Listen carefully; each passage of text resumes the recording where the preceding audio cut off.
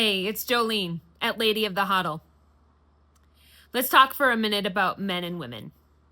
Many people think it's normal for men and women to think differently, that men think rationally and that women think emotionally. But that's simply not true, or at least it's not good. Both men and women were created in the image of God. In the image of God, He created them. And for men and women to think differently is almost like saying that there's more than one truth. But that's a contradiction, and there is no contradiction in God. So let's think about what happens there. You first have to understand the proper view of emotion. And emotion is kind of like the end of a series of steps. It starts with sense perception. You perceive with your senses something in the world around you. You see something, you hear something, you smell something. Then you identify what that is. And then you judge it, usually whether to be good or bad for your life, which then causes a response, your emotion. And then the emotion is meant to be a motivation to act in response to that whole thinking process.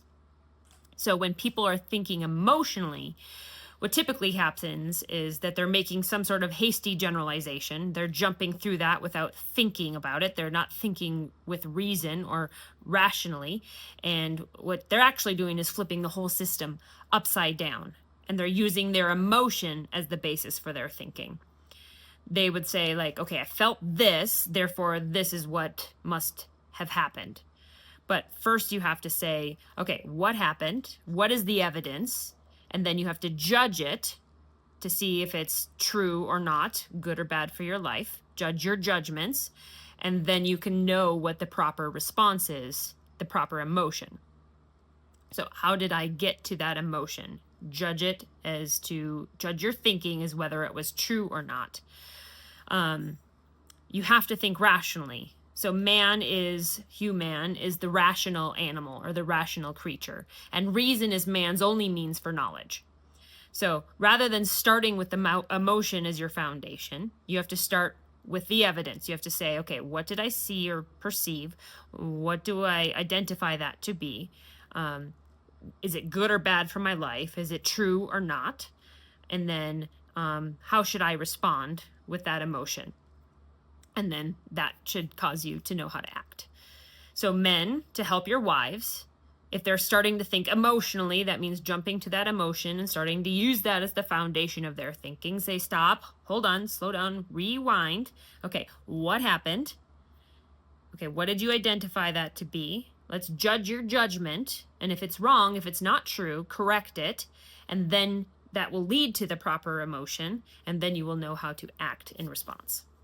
And the more that you work through this together, how you unite yourselves in your judgments to align with the truth, that is what causes unity in the truth. And then I also wanted to mention that it's true that men and women have different contexts, just like different women have different contexts, different men have different contexts. You have different experiences, you have a different knowledge base, you have different perspectives, you literally have different bodies, right? And different structures, different hormones. But that doesn't mean that there's more than one truth. You just have different foundations of knowledge that you can add to the conversation, you can use to help one another reason, but there is only one truth based in reality. And the more that you work to align, that's, again, what causes your unity. So I'm Jolene, and I am one of the two witnesses in the book of Revelation. My husband and I are the messengers that are bringing the message of the coming wedding supper of the Lamb. We seek to adorn you with truth so that you are better prepared for that day. Read about it in our full letter at bit.ly/10 July final.